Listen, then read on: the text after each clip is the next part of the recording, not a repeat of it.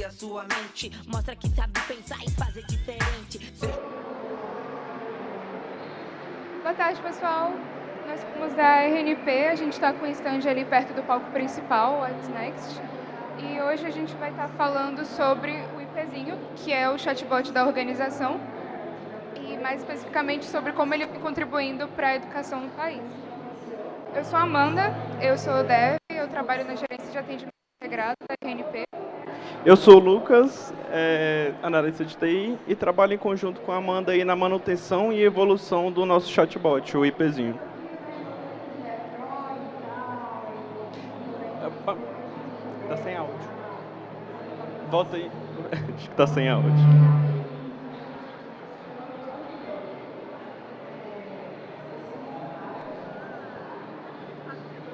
Tá. Esse aqui é o pedaço? Acho que é. Tá chegando o áudio lá. Tá no máximo? Acho que sim. Qual que tá configurada a saída de som de áudio de vocês?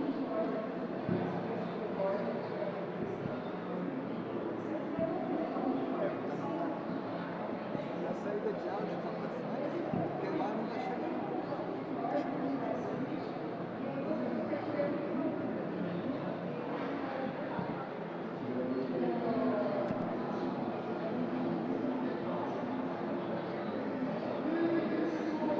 É esse MV360? É esse MV360? O alto-falante.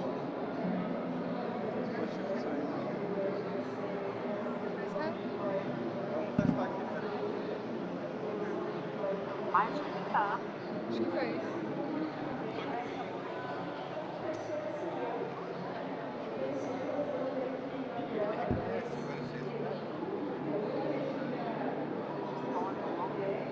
Não, não. Mas tem que estar para o alto-falante. Alto-falante? Peraí.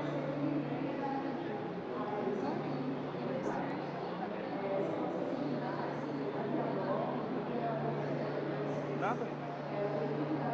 Vamos pular o vídeo.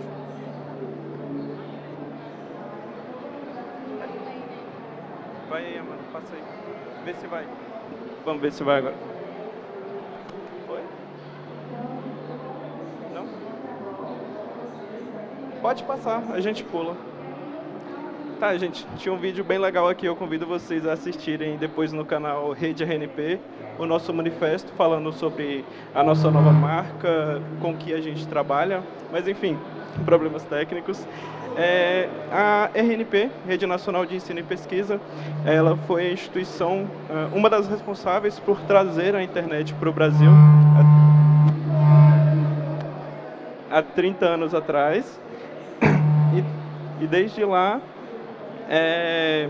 fornece conexões, enfim, internet para todas as instituições de ensino e pesquisa do país. Então, conectamos desde grandes centros urbanos, como a USP, aqui em São Paulo, até o Instituto Federal do Amazonas, enfim, de ponta a ponta aí do Brasil. Além dessa conexão de internet, oferecemos também diversos serviços voltados ao apoio ao ensino e pesquisa do Brasil. No caso, temos o Conferência Web, o serviço de conferência pela internet, Moodle, o EduROM, o Wi-Fi educacional, enfim, uma gama de serviços voltados ao ensino e pesquisa brasileiro. Tudo que a gente vai falar aqui hoje, enfim, a construção do IPzinho e todos os serviços e sistemas de atendimento da RNP, ele é centrado e dentro do Customer Centric, que seria uma filosofia onde todas as decisões, processos e, enfim, sistemas da empresa, ela tem o cliente no centro. Então, tudo é feito com foco nesse cliente. O Customer Centric, ele tem 3 pilares principais, que a gente passa primeiro pelo Customer Experience, que seria ali o mapeamento da jornada desse cliente. Então, desde o momento onde surge a necessidade que ele precisa de algum apoio, tem alguma dúvida, ou enfim, precisa resolver algo, até o momento que ele tem isso resolvido. Então, o Customer Experience, ele trata de registrar toda essa jornada e essas etapas de relacionamento com a sua empresa. Em seguida, a gente passa para o Customer Success, que é o que vai garantir que aquele cliente ele está tendo sucesso no que ele está pedindo de fato. Então, ele vai analisar e verificar se essa jornada de relacionamento desse cliente, ao final de tudo isso, ele está tendo sucesso e está conseguindo resolver a questão que ele entrou em contato para resolver conosco. Por fim, temos aqui o Net Promoter Score, que é o NPS, que serve justamente para avaliar e validar se todo esse processo anterior que a gente mostrou ele está funcionando. Através dele a gente consegue identificar quais clientes são os promotores, que é aqueles que ativamente falam bem da marca, os neutros, que para ele, enquanto estiver funcionando, ele nem fala mal nem fala bem, está tudo certo, e os detratores, que são os que ativamente reclamam da sua marca, da sua empresa. Enfim, o NPS ele serve para validar que tudo isso está funcionando, que ele está tendo uma boa jornada, um bom relacionamento quando ele precisa falar com a sua organização. Então, levando em consideração o que o Lucas falou e a relevância desse ponto de colocar o cliente no centro, é que a gente teve a criação do IP. Ele foi criado em 2019, mas ele foi colocado à prova em 2020, durante a pandemia. Um dos nossos serviços, o Conferência Web, ele teve de algo nas casas de dezenas de milhares em janeiro de 2020 para na casa do milhão em abril do mesmo ano. Então, as pessoas, mesmo distantes, elas ainda precisavam se conectar. E, dentro desse contexto, o IPzinho foi uma mão na roda. Então, não era escalável para a quantidade de atendimentos que a gente teve. E ele veio aí para ajudar. O nome dele é em homenagem à Rede IP, que é a Rede Acadêmica Brasileira. E hoje ele é a porta de entrada para a RNP para qualquer interação via chat, seja WhatsApp, Messenger, Teams ou o Widget, que é aquele íconezinho de posso ajudar que fica no cantinho da página, para os sites no domínio da RNP. Beleza, e para construir todo esse ecossistema, conectar esses canais e, enfim, fazer tudo isso funcionar com a boa performance, a gente precisa de apoio de alguns sistemas. Hoje a gente tem muita coisa pronta, então facilita bastante. No nosso caso, a gente utiliza o Watson Assistant e o Watson Discovery. Eles vão entrar justamente na questão da compreensão da linguagem natural, então entender o que aquele cliente está falando, o contexto que ele está falando e buscar uma solução para isso, uma solução registrada em uma base de conhecimento, ou, enfim, em alguma página de conteúdo. No caso do WhatsApp, a gente precisa de o que chama de broker, então seria um intermediário entre a Meta, fornecedora do WhatsApp, e o nosso sistema de centralização desses canais. Hoje em dia você já consegue ser um parceiro oficial da Meta diretamente, mas isso, enfim, pode ser complicado dependendo do seu ecossistema, enfim, de sistemas que você utiliza. Por fim, a gente precisa centralizar tudo isso, ou seja, esses canais, inteligência, sistemas de busca em algum lugar. No caso, a gente utiliza a Fortix, que é um sistema omnichannel, que é onde todos esses canais vão ser conectados e os nossos analistas conseguem realizar o atendimento. Porque não é produtivo e não é, enfim, assertivo você acompanhar um canal de cada vez, ou enfim, uma tela para cada canal. Isso é meio inviável. Então a gente quer que o analista ele, vá atender e tenha tudo isso centralizado. Até para questões de auditoria também, você ter tudo isso centralizado em uma única base facilita muito a análise, verificação e, enfim, o ajuste do processo quando necessário. Outro ponto importante, no nosso caso também, o IPzinho, o atendimento realizado pelo IPzinho, ele costuma ser 30 vezes mais barato que um atendimento humano, mas não é só sobre cortar custos ou, enfim, diminuir postos de trabalho. É uma questão de escalabilidade. Com um atendimento automatizado, você consegue escalar e atender muito mais, garantindo ainda a assertividade e a qualidade nesse atendimento. Como a Amanda comentou, a gente saiu aí de poucos mil acessos para mais de 1 milhão durante a pandemia. Então, chegou um ponto que era insustentável crescer a equipe, enfim, tem um teto para contratação. Tá? Pode passar, Amanda. Então, eu vou estar falando um pouco mais sobre a construção do IPzinho. O IPzinho ele nasceu em 2019, como eu falei, mas ele evoluiu muito em termos de funcionalidade e inteligência de um tempo para cá. Só que o básico de um chatbot são essas duas funcionalidades, que é compreensão e desculpa, gente, que é compreensão e resposta. Então, o que a gente utiliza hoje para fazer isso é um serviço da IBM, o IBM Watson Assistant, que ele é baseado numa arquitetura de intenção. Então, pensa que o usuário ele pode entrar com uma mesma dúvida de várias formas distintas, certo? Então, por exemplo, aqui a gente colocou acessar o periódico da CAPES. Então, uma pessoa ela pode entrar com essa mesma dúvida de várias formas. O que a gente precisa fazer é só cadastrar alguns exemplos para que a IA consiga mapear a dúvida do cliente nessa intenção específica. Então, você mapeia as dúvidas nessas intenções, fornecendo alguns exemplos, e depois estrutura isso numa árvore de diálogo. Então, vão ser vários condicionais. Então, cada caixinha dessa representaria um condicional. Então, se o assistente identificou essa dúvida, responda dessa forma. E aí você consegue fazer otimizações nesse sentido. Então, ele vai retornar também uma métrica de confiança para aquele mapeamento e você pode filtrar. Se foi mais de 80%, então ok, essa resposta está certa, pode responder dessa forma. Então, isso por si só já é muito legal. Então, você conseguir pegar uma FAQ do seu serviço e otimizar ela através do uso de um assistente virtual. Hoje, pela quantidade de informação que a gente tem, as pessoas elas têm mais impaciência para ler coisas. Então, se você só disponibilizar uma FAQ, às vezes não é tão eficiente.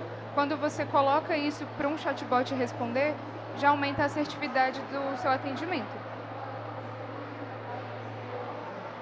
Só que aí, dentro da nossa operação, a gente se deparou com um ponto. A RNP ela fornece vários serviços que estão em constante evolução e isso faz com que mais dúvidas acabam surgindo. Então, como é que a gente dá manutenção para isso? A gente não teria braço para fazer isso de forma contínua e assertiva. Então, o caminho mais fácil que a gente encontrou foi fazer uma integração com a nossa base de conhecimento. A gente tem um sistema de ITSM que gerencia todos os tickets da organização, mas ele também tem uma base de conhecimento. Então, a gente fez essa integração, a gente construiu uma API que faz essa busca e traz essa resposta para o cliente. Só por curiosidade, foi em Java, usando o Spring. Enfim. Então, um ponto importante que a gente fornece internet para instituições de ensino e pesquisa do país. Então, a maioria esmagadora dos nossos chamados são em relação a problemas de conectividade, então falha, degradação ou coisas do gênero. Então, às vezes a gente não está interessado só em responder alguma dúvida, responder algum questionamento, mas é fazer uma ação em cima daquilo. Então, para esse caso em específico, em que alguém reporta um problema de conexão, a gente vai abrir um chamado para a equipe especializada tratar. E aí o procedimento é sempre o mesmo, é você pegar os dados do solicitante, pegar os dados do problema que teve e abrir um chamado. Então, é basicamente preencher um formulário. Então, não faz sentido você onerar tempo de um analista de atendimento para fazer o papel de um formulário. Então, aí que entra essa questão de automatizar dentro da sua operação coisas que já são bem mapeadas, a receita de bolo. E a gente tem buscado fazer isso muito integrando com o WhatsApp, porque é de forma esmagadora o nosso principal canal de atendimento. As pessoas elas não gostam mais tanto assim de tratar por e-mail, mesmo organizações, tratar por e-mail, tratar por algum portal, elas realmente são mais próximas do WhatsApp. Então, a gente tem tentado fazer essa integração de forma mais próxima.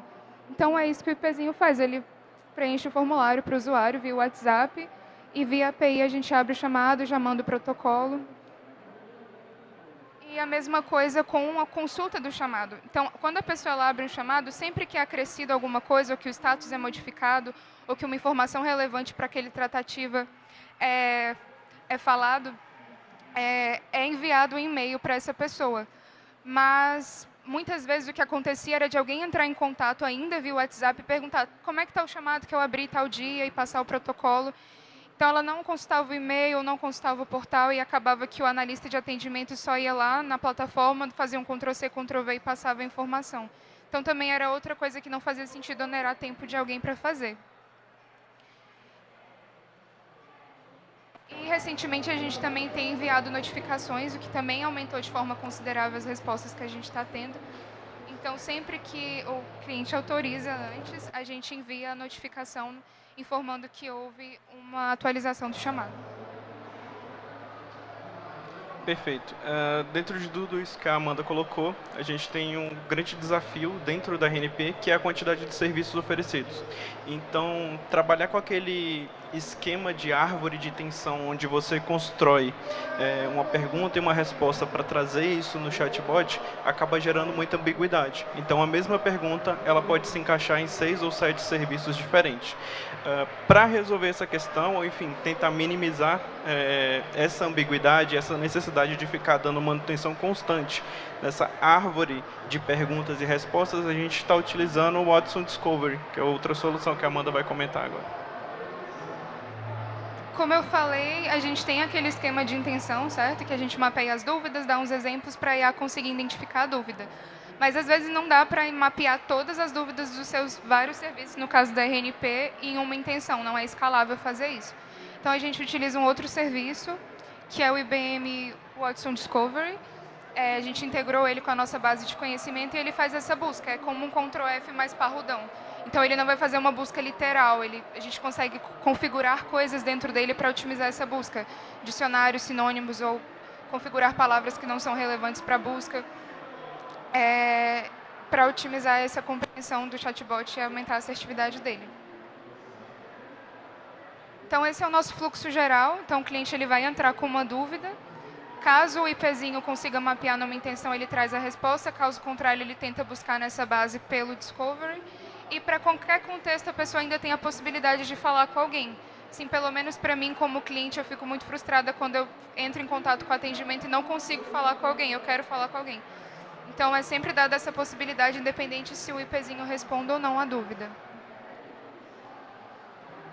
Então, para concluir, a gente queria estar falando sobre a questão de curadoria. Então, muitas pessoas buscam a nossa gerência para criar chatbots para um serviço específico e esperam que seja uma solução milagrosa, mas não é. Ela é uma solução muito poderosa, mas ela tem suas limitações. A linguagem é algo complexo. Então, é necessário um serviço de curadoria, de estar mapeando seus atendimentos, identificando gaps na construção do chatbot. Outra questão importante de ressaltar é que, nesse caso, a gente apresentou essas soluções, esses sistemas, mas não são os únicos no mercado. Então, é necessário analisar o que se encaixa na sua necessidade, enfim, quais requisitos você precisa atender e avaliar de fato. No caso, a gente utiliza o Discovery, mas tem o Microsoft Search, que também atende bem, tem funções semelhantes. No caso do Watson Assistant, você poderia usar o Dialogflow do Google. Então, é realmente uma questão de avaliar no mercado, ver o que se encaixa melhor na sua necessidade e criar o seu próprio ecossistema de sistemas. Outro ponto que a gente viu em outros lugares, a gente sempre está acompanhando essas tecnologias relacionadas a chatbot e em todo demonstrativo o cliente ele é mega comportado e o cliente não é mega comportado. Então, tem que compreender que existem limitações, mas ainda assim é uma ferramenta muito poderosa. Ele vai ser tão inteligente o quanto você deixa ele ser. Por isso a necessidade e a importância de uma curadoria. É isso, pessoal. Muito obrigado. Muito obrigada, pessoal. Agora a gente vai fazer o sorteio. Opa! Desculpa, gente. Alguém tem alguma pergunta? Perguntas?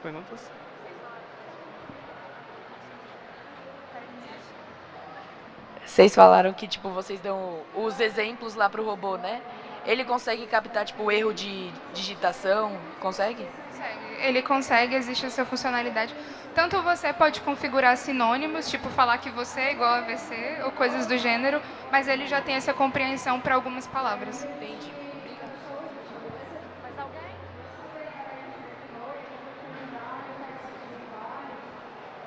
Poderia ser um pouco mais detalhista na questão das limitações do robô?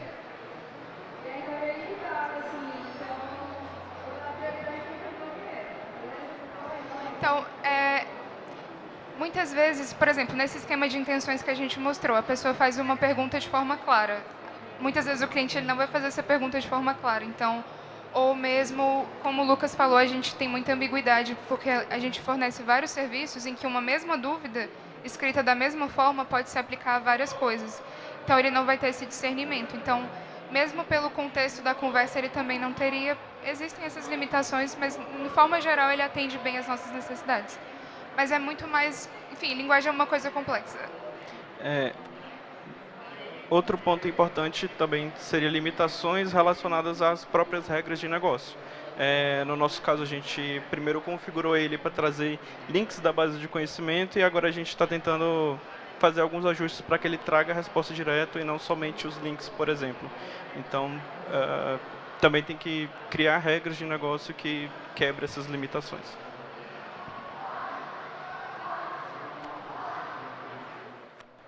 Quem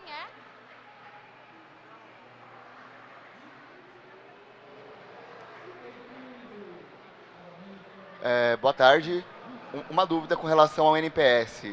Os usuários que utilizam o chatbot versus usuários que utilizam o humano, por exemplo, tem uma grande diferença no resultado de NPS para esses usuários, na experiência dele? Não tanto. A gente tem, o nosso NPS vai de 0 a 5, então a média do robô fica ali perto de 4 e do atendente de 4,9 a 5. Então é uma diferença, mas ela não é tão considerável quanto a gente achou que fosse.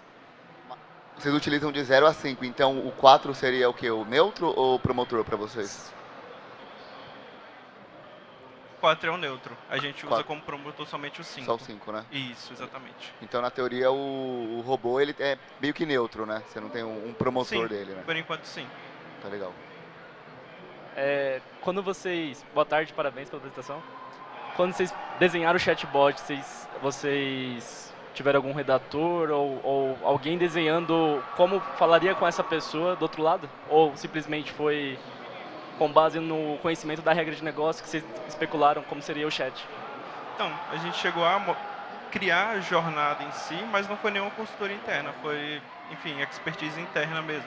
Mas a gente montou essa jornada, criou os perfis de cliente, de como geralmente o pessoal pede as coisas ou faz essas perguntas e tentamos mapear ali, mais ou menos, simular como seria o cliente utilizando sim. Tá? É um passo importante para você conseguir ser mais assertivo nesse retorno final para o usuário.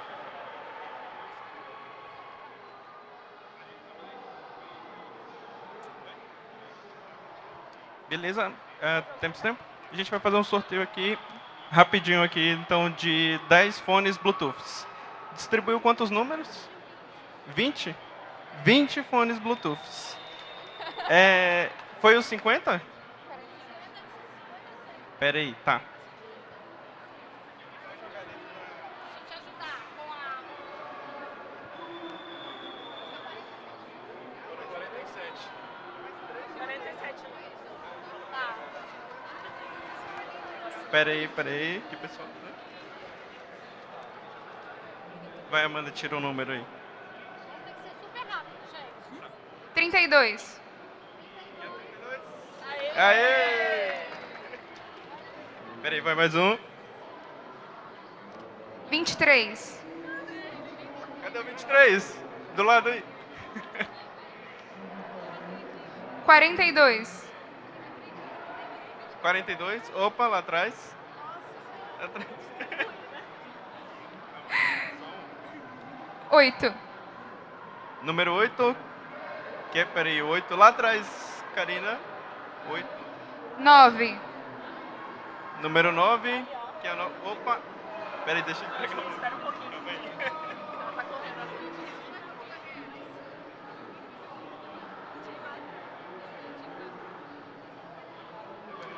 13. Aqui na frente, Karina.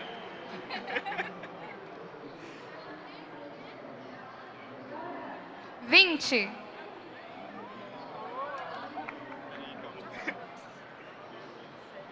Temos quantos ainda aí? Quantos temos? Bora. 29. 29. Esse aqui. 47. Do lado de cá, Karina. Peraí, acho que dá pra segurar aqui pra facilitação. 11. Peraí, o 47 já foi 11. Número 11, ali no cantinho.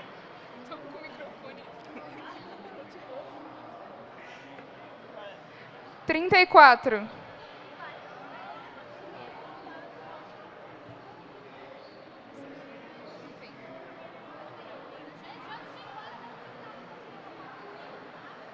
14. O brindezinho é bom. 24.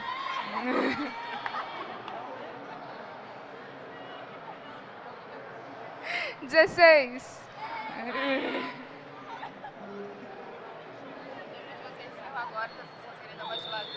Tá, tem quantos?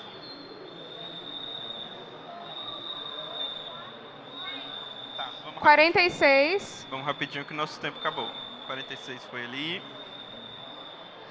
31. 31 lá atrás.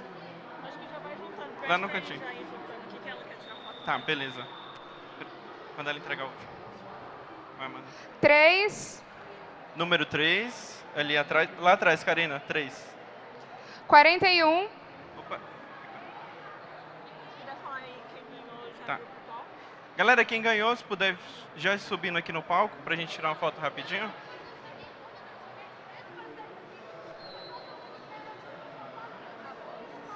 Isso, perfeito. Tem mais foto? Tem mais? Todo mundo em pé aqui com eles, aí eu peço, o fotógrafo sobe no palco e deixa todo mundo, pode ser? E quem tiver com fome na mão, levanta a mão. Galera, tem mais 3. Vamos fechar aqui. Mas pode vir, vem.